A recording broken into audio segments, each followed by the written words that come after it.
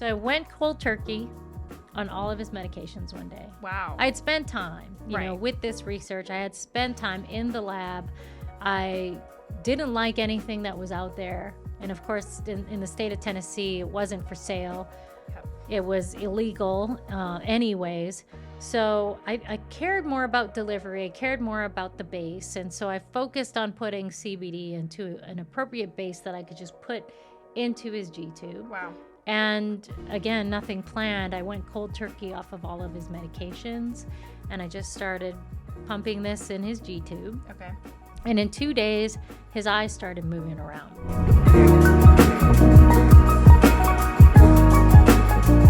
I'm so excited for this. On today's episode of A Little Higher, we have Dr. Annabelle Manalo-Morgan with us. And we're going to have a big conversation, one that really matters. Yes. Yeah. So. I've been waiting to do that. You've been bugging me for a while, so I'm happy to wheel be here. gets the oil. I'm happy to be here. Yeah. The intentions were there. Yes. A little bit. Well, I mean, when we started A Little Higher, we made a dream list. Okay, who's 10 guests that if we were doing it right, they would come on to our show and they'd have a conversation to take a desired topic a little higher. And your name was top of the list. Nice. So to have you here is grateful. Just such an honor. Grateful. It's an honor to be here. Really proud of you and for everything you're doing. So I'm just happy to be here and have this conversation with you. That means a lot to me. You and I met 4 years ago. Okay. It was funny when you were coming in, you're like, how did we meet? I was like, I'm going to tell you when we start recording. I'll remember. It's always kind of blurry, but yeah. So it was good vibes. We met through our partner, Will Tarleton, so Christy's husband. Yep. And you've known him for a while. Yeah, so long. And we're going to learn more about your story and how you got into hemp and what started you down this journey. But Will had introduced us.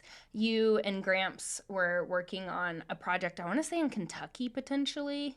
Yes. Don't know if it ever came to fruition. No, we were just really kind of we were trying to feel the industry, see where things were going, and we were told Will was the best. He is the best. As far as cultivating, and so we visited him and visited his farm, and yeah. And he's just the best person. Yes, he's amazing. It's an honor to be in business and friendship and life with him. Yeah. So that's how we met, and then you and I just kept in touch, and I'd always, anytime you'd post, I'm like, hype girl, like, oh my God, you're such an inspiration. Thank you. And I want to add that is so important. Like you always talk about women supporting women. Right. But it's more about what you say, and it's more about even the interaction. I just would always see you. Honestly. Yeah. Like you would just pop up and just be there and I'd be like, is that Devin? I thought I was in North Carolina. Like you would be there. Yeah, I would follow, I mean, I would not like follow you, but I would, if you were speaking at a convention and I was going to the convention, I would make sure that my time block was to sit in the front row of your speech. it matters, know, and so I would always just kind of see you and I always tell my students, I'm like, just show up. Yeah. Be intentional about showing up and be willing to learn and just absorb it. If you admire somebody or if you're influenced by somebody's work, then try to be around it. Yeah. And I would always just see you. Yeah, and I can't believe you have kids because I kind of think of you like as a little sister. And, which is good, right? Yeah, yeah. I want to be young, yes. Yes. Like as a little sister, is like I mentor, I should say, a lot of kids now. So, I think of them as little sisters and just wish I could get some grooming or I had that grooming when I was their age. Right. So I think of you like that. I'm like, well, you're always there. Yeah, always there. We talked about it in some other episodes too. It's like show up, but I think what's really important is follow up. So I would always send you an email if I saw you like, thank you so much. It was a great speech. Just something. No ask, just thank you. Yes, you did. And I think that's really important. Show up and follow up. Yes. So let's introduce you more formally. So Annabelle's from Canada. I am. Dr. Annabelle is from Canada. You are, I have it written here so that I don't mess it up. And I'm going to let you introduce yourself once I get through this. But you have a doctorate in cell and development biology. You're going to explain what that means. I am not. But it really means that you're just really accredited to have the conversation that we're going to have. You do so much work. Cannabis is not your only plant or compound that you touch. It's profound how much work she does around the world globally, not just here in Nashville. importantly here in Nashville, but globally. Yeah. So tell us about some of that. Yeah, so, it's a really interesting journey. I wanted to actually go to medical school. I actually came to the States to play basketball.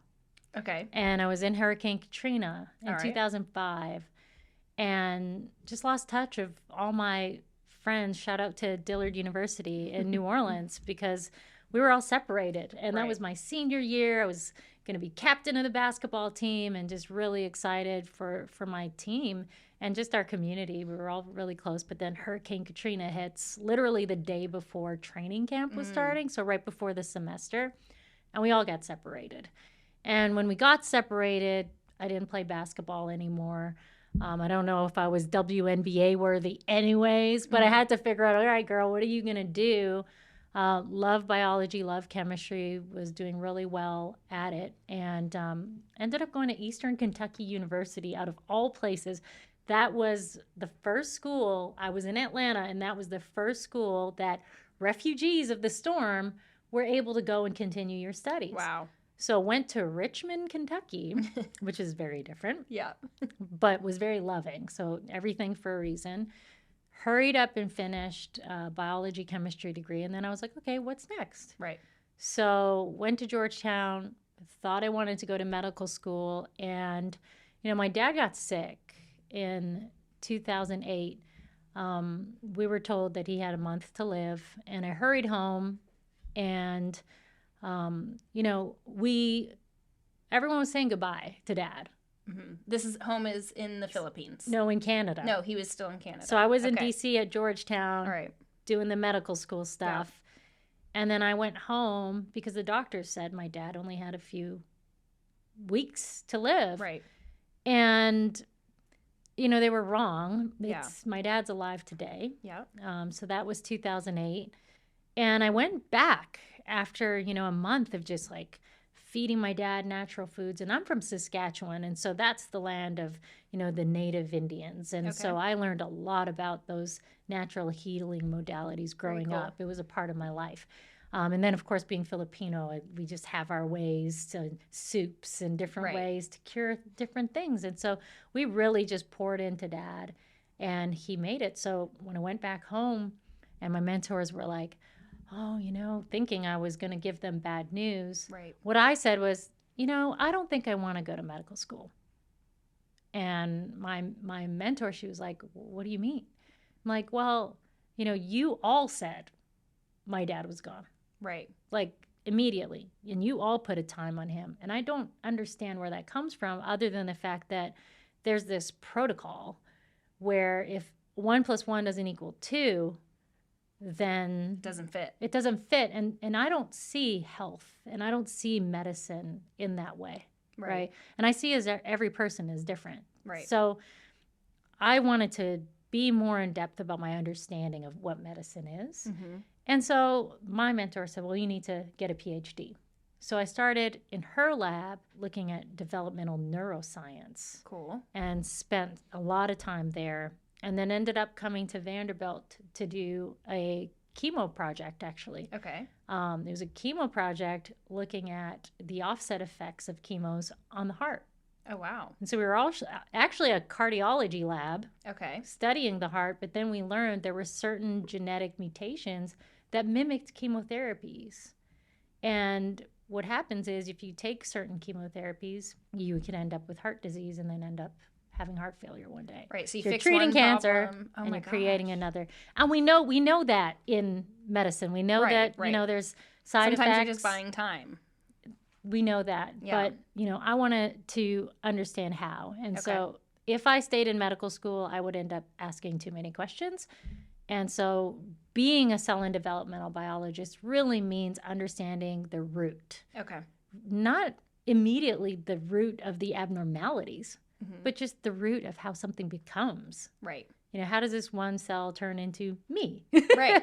How does it start? How does it start? And the path it goes. And if you don't know how something starts, how are you going to fix it? How are you going to know how it's supposed to be? And so at the cellular level, you're looking at different signaling. You're looking at signaling from head to toe and how they all interact. And then when you bring in things like medicine, when you bring in things like food, right, what are the positives and negatives there, and understanding that everyone is different genetically. And so today I still work at Vanderbilt. So we're looking at, in simple terms, creating an EpiPen for heart disease. So cool. So if someone's having... this is like probably a 10-year, 15-year project. But right. Of course, for this Gotta podcast, for this podcast, it is creating literally an EpiPen for heart disease, where there are no real treatments today.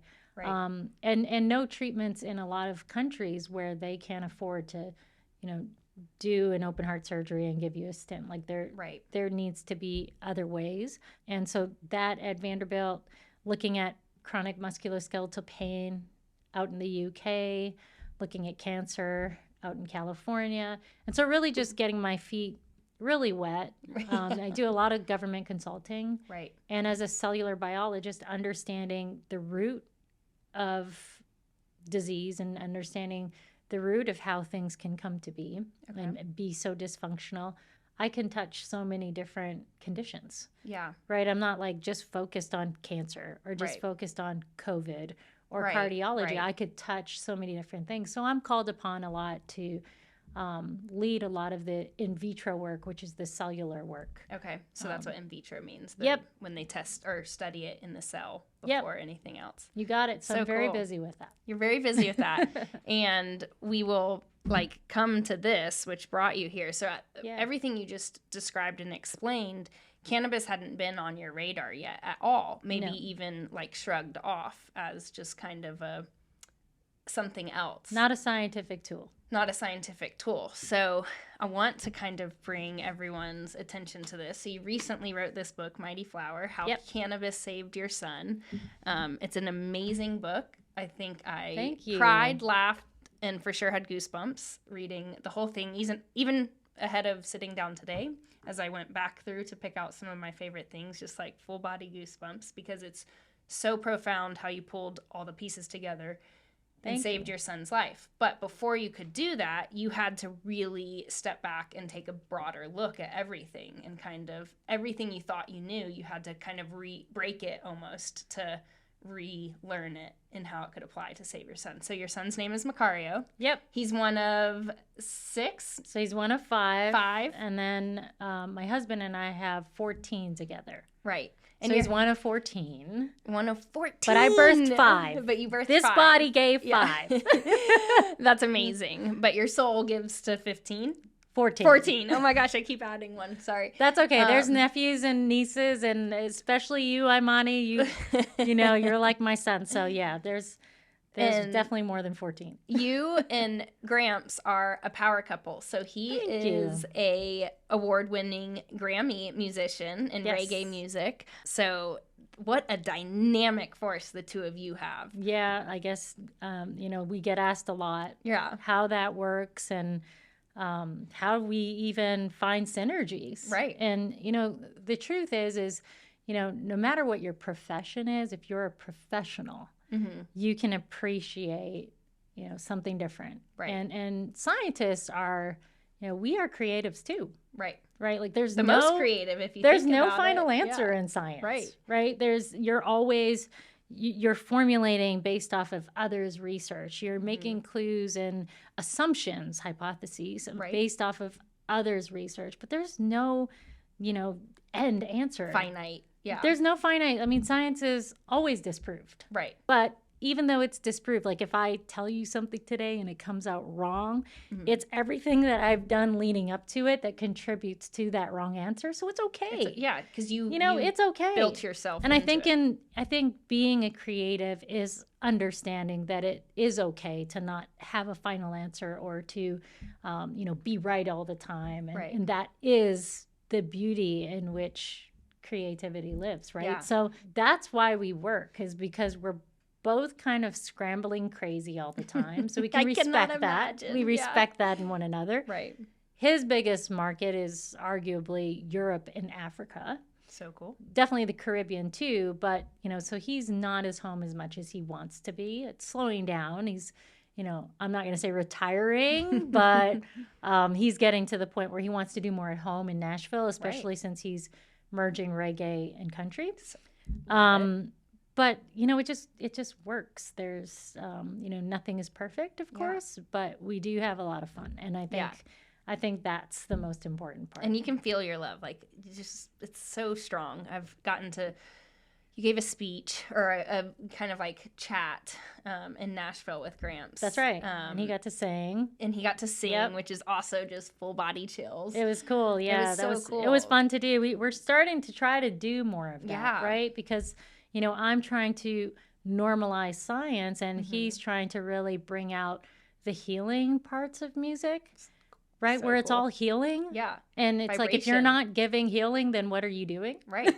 Like, what's your purpose? What's your purpose? And, there are a lot of things being given throughout the world in media that is not healing, that is not loving. And so all we can do is be a part of the other side of that and try to give more love and good energy into the world. So we're trying to do that together, and I think it's really interesting. It's working. Yeah, keep doing it. It's super interesting. It was amazing. It's not your everyday couple, for sure. No, it's not your everyday. I brought my mom to that. She was just, I remember. Loved it so much. Yeah. Okay, I want to bring it back to the book. So you have all these kids, but one of the ones that you had some problems. Yes. Which you're going to explain. Yep. Before we go into it, I want to kick off your kind of explanation of this book and your journey with I've got two of them, so I won't read the whole book to y'all on this episode. Don't do that. People have to read it themselves. But I think this gives a really strong understanding about what this book is about, and that whether you're in cannabis or a mom, there's a really inspiring undertone to everything that you talk about this. So I'm going to read it. Please. Like many in my field, I'd spend much of my career not giving cannabis the time of day. It simply wasn't on my radar. The plant may be moving into the mainstream of popular culture at an ever-increasing rate, but the taboo of weed culture as stoner culture remains strong for many of us. It's huge. Without thinking too much about the claims of their medical value, I simply shrugged hemp and marijuana off the way most do. Whether as a vice or as a mind-altering entertainment, these drugs didn't have value in my life. As it turns out, a mother's grief, a gut feeling, and an open mind about learned assumptions can be a particularly potent blend of factors, and in my case, they led me to the most important discovery of my life, a pure CBD oil that not only had the power to heal my son, but to also heal others with drastically different conditions. In desperation, I created the oil 7 months after Macario's birth. Now, my life has a single, monumental mission. Give people the tools they need to change their minds about the medicinal value of cannabis, and on bridging the gap between the alternative medicine, current medicine, and science. The story of how I found this mission begins with my son's tragedy, but it ends with a victory so big that it could change the world. I mean, I just have full body goosebumps again. It just doesn't stop happening. Tell us about Macario. Yeah, well, I still tear up thinking and even hearing somebody else read that. Our lives are such a journey. And, when I hear that, all I think about is all these puzzle pieces that have been put in front of me throughout my life and how I was able to put them together.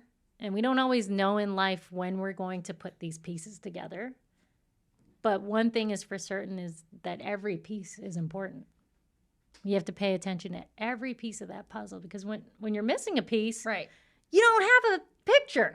Right? So Macario is my third child. And so, of course, with him, I'm thinking, I've done this before. I've got this. All right.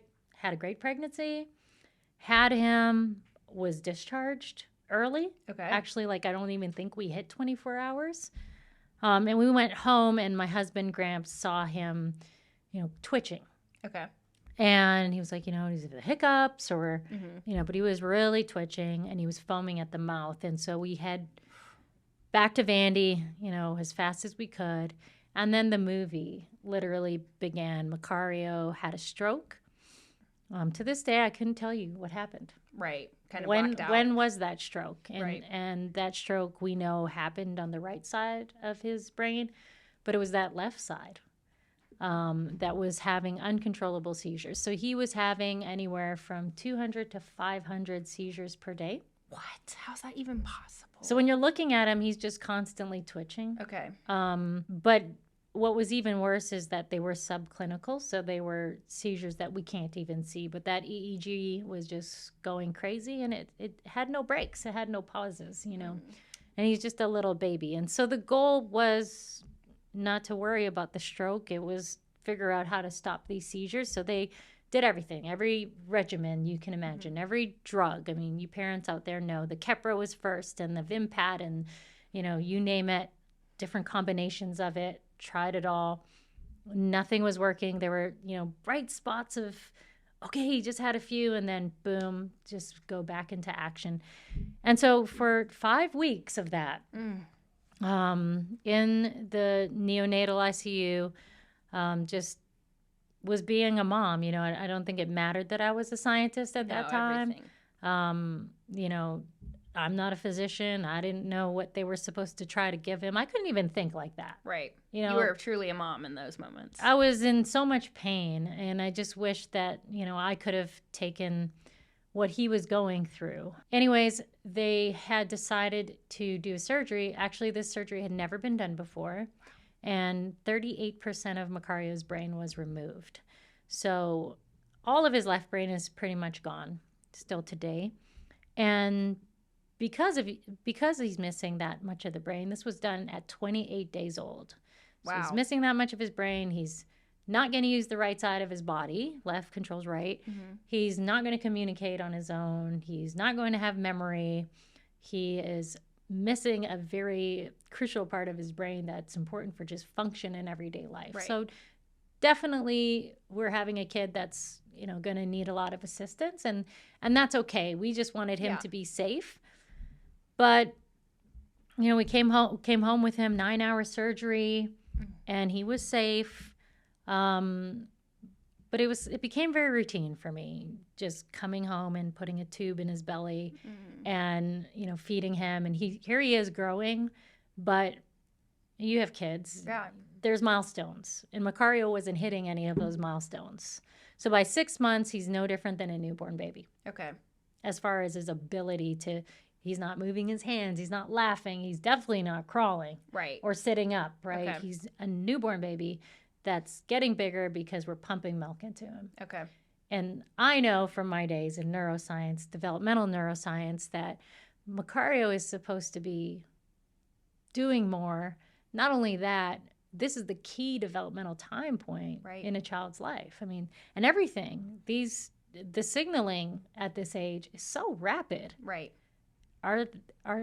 Is the signaling rapid in Macario's brain right now, or are all these medications that he's on bombarding the ability of his brain to rewire and, in his case, compensate for the areas that are lost? So the scientist starts turning back on. It started to turn on. Yeah. Right. I mean, I literally came home one day and was just looking at him, and I was hooking up his milk, and it was just like, no vibe, no communication, no, you know, like that mother and son of course I cuddled him. Of course I took care of him and loved him. But, you know, was he able to even give it back to me? Right. He was kind of doled out from everything he was on. He was on 7 medications. Wow. And knowing what the brain wants to do, how do I just enable that? How do I just allow it? Like, I'm not trying to replace medications, but how do I just allow the brain to perform what's called neuroplasticity, my favorite word in the world, which is the ability to adapt, right? Which is the protection of the neurons for them to do the work that they want to do. And so I created him a CBD oil. This was 2016. How'd you find it? Tell me about the moment where you were like, there's something here. With as far as the cannabinoid? Yeah, so cannabis wasn't on your radar. How did it come onto your radar for this? You know, I think a lot of people think that scientists like go in the lab and we're doing this and we're boiling stuff and blowing up things. Don't ruin it for us. That's what we think you're doing. I mean, and I know I'm trying to normalize science, but really the gift is here. Okay. And the gift is the ability to bring together those puzzle pieces. So it was all in the research. All right. You know, I was looking for something natural. I was looking not even to take him off of the medication, maybe wean, Yeah. but I was looking for something that could just allow for neuroplasticity. Okay. So you started researching. I started researching, and researching to us is you first read. Yes, you try and boil and blow up stuff, but I wanted to read.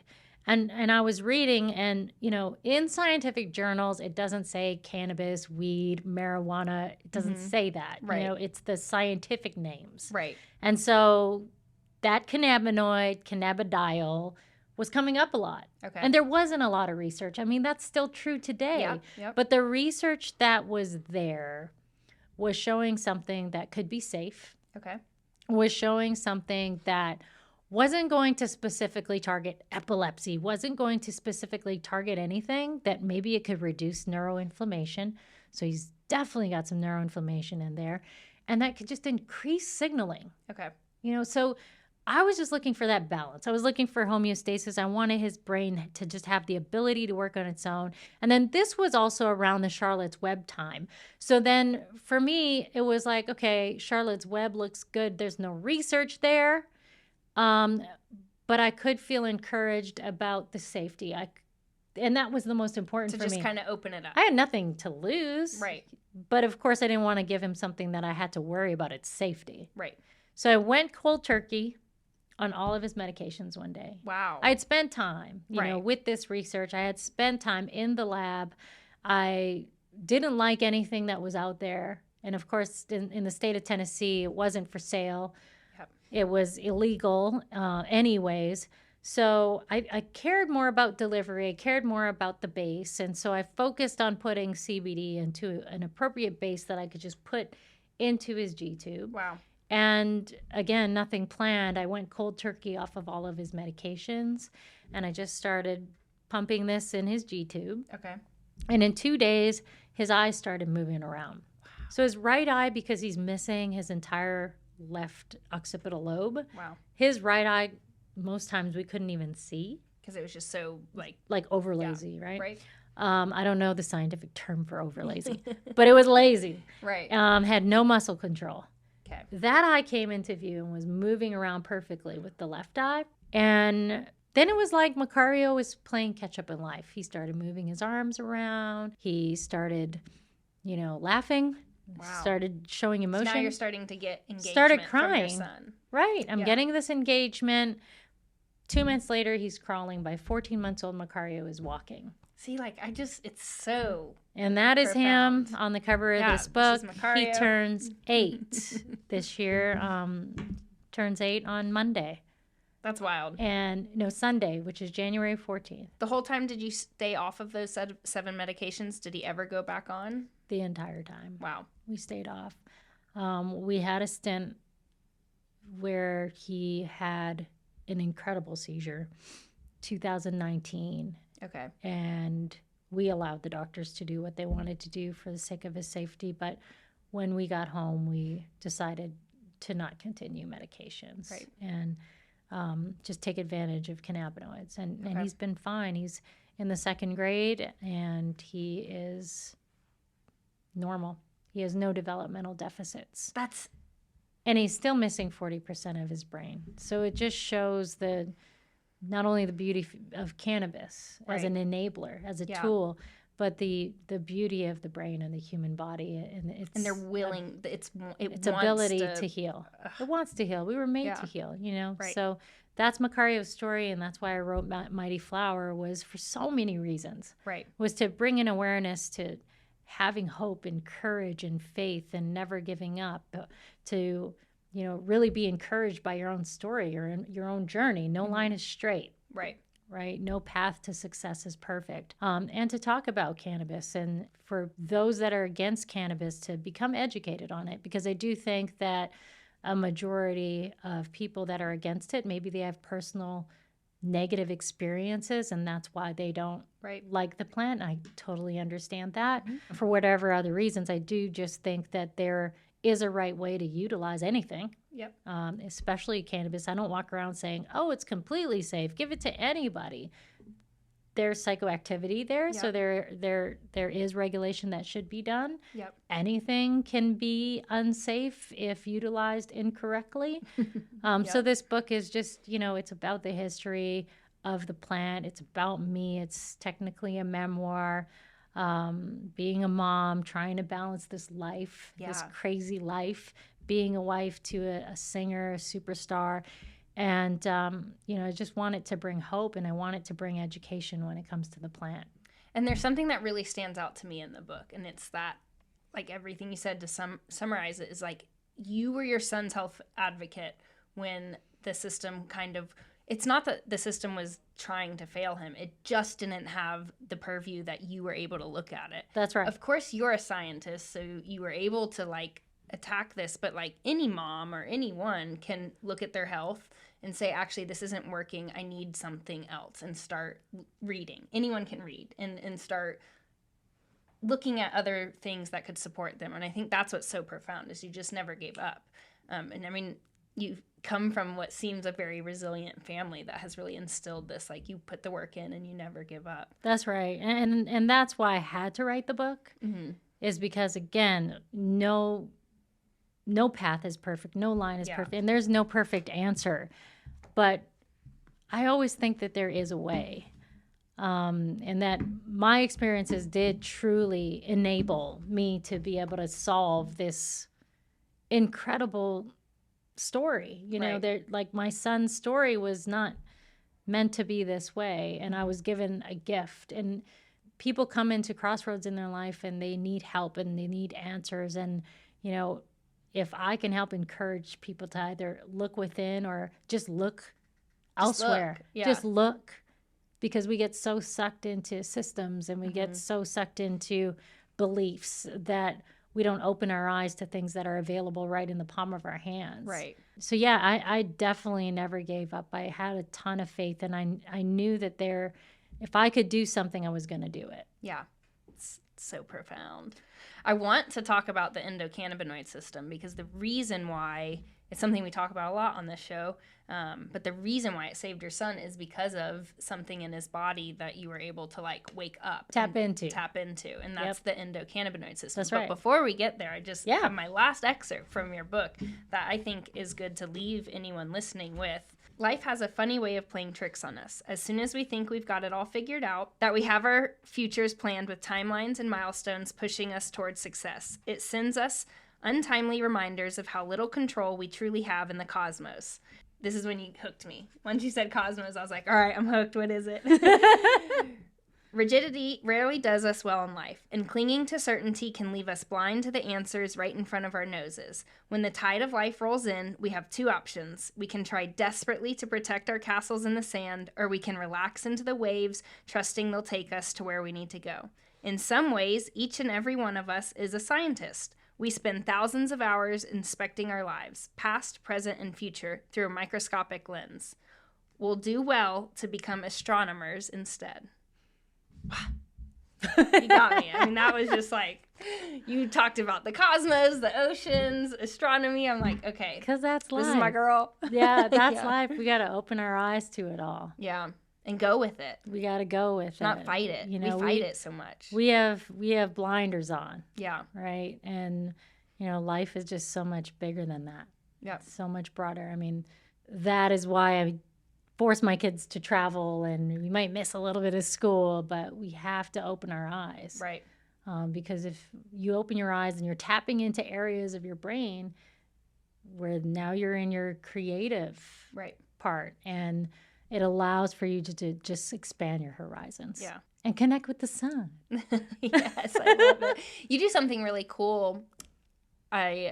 You told me about at one of the conventions that I ran into. You always have a kid with you.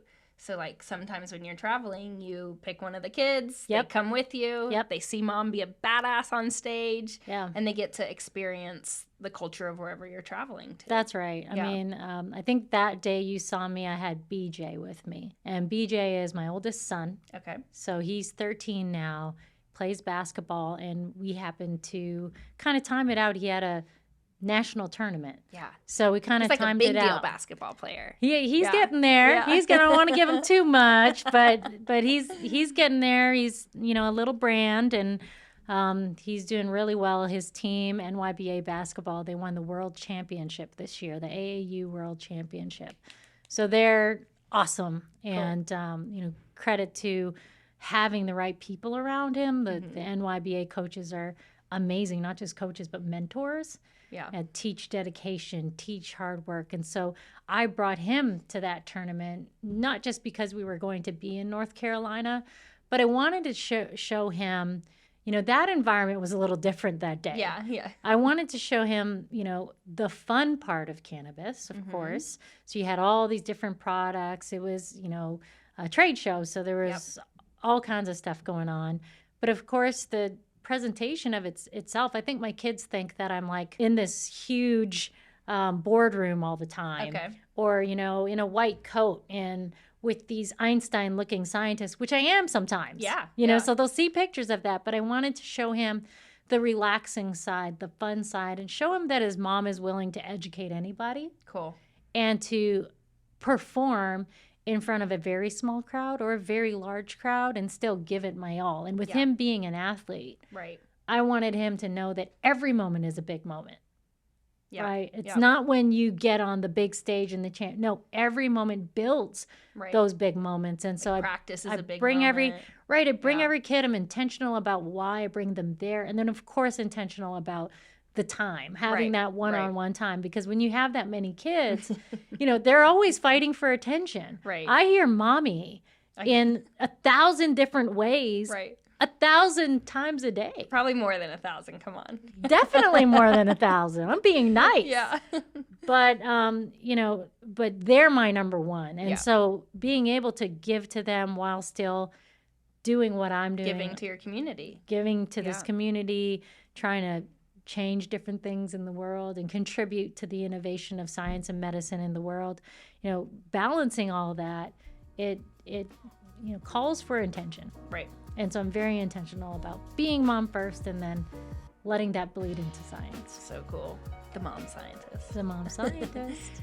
On that note, we're going to come back next week to continue to talk with Dr. Annabelle about her research and where it led her, and the important role she is playing in our industry to raise this plant up. If you're enjoying this episode, please go leave us a comment. Let us know. We can't wait to continue the conversation next week and hope to see you back.